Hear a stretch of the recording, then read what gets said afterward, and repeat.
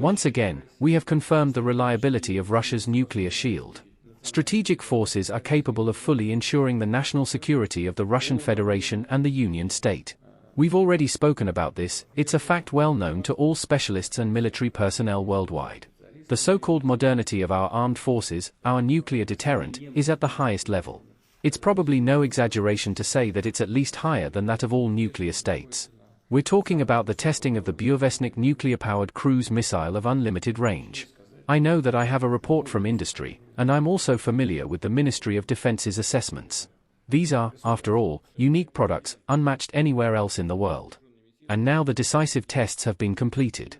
Much work remains to be done to put these weapons on combat alert, that's clear, all the regulations must be followed.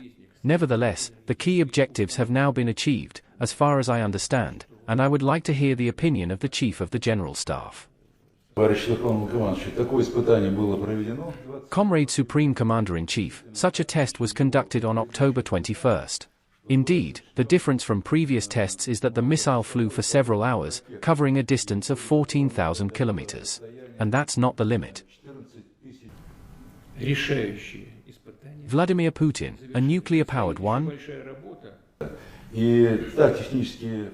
A nuclear-powered one, yes. And the technical characteristics of the Burevestnik allow it to be used with guaranteed accuracy against highly protected targets at any range. Furthermore, during the flight, the missile performed all the prescribed vertical and horizontal maneuvers, thereby demonstrating its high capabilities for evading air defense missile systems.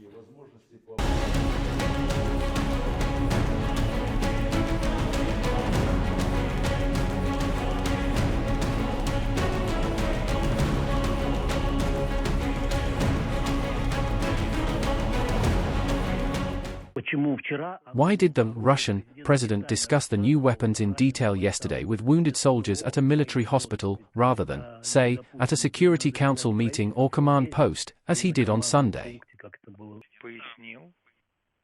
You may have noticed that he talked about Burevestnik on Sunday. Yesterday, he discussed the test that had been conducted the day before yesterday. That's the first thing. Secondly, the president explained it himself.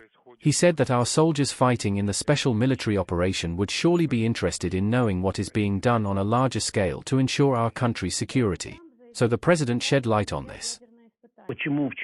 Donald Trump announced that the US will resume nuclear testing.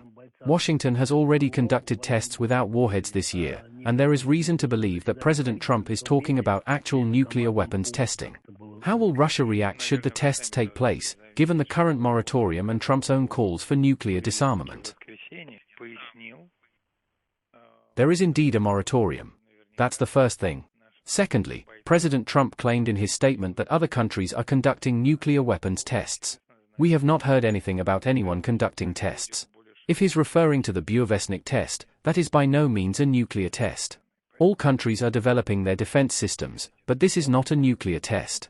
The United States is a sovereign country and has the right to make sovereign decisions. But I would like to recall President Putin's statement, which has repeatedly been reiterated, that if someone deviates from the moratorium, Russia will act accordingly. Trump also said that the US and Russia are negotiating nuclear disarmament. Are such talks taking place after Alaska meeting? If so, at what level? The need for such expert negotiations has been mentioned repeatedly during contacts. This is a very delicate issue, and talks on this subject always take a long time. But these detailed expert negotiations have not yet taken place. The issue has indeed been mentioned repeatedly. Trump has made several statements about nuclear weapons over the past few days. Putin revealed the Burevestnik and Poseidon tests. Does the rhetoric shift in relations between Russia and the US mean that the dialogue that has begun has reached an impasse, and that an appeal to nuclear weapons is the only way to revive contacts on both bilateral issues and the Ukrainian settlement? Thank you. No, it does not. Did the US notify Russia of its intention to resume nuclear testing prior to Trump's announcement? No. Does the Kremlin view this as a new arms race, or not? No. Is Putin planning to contact Xi Jinping anytime soon with regards to the talks she had with Donald Trump? No such conversation is scheduled, but it can be arranged very quickly if necessary.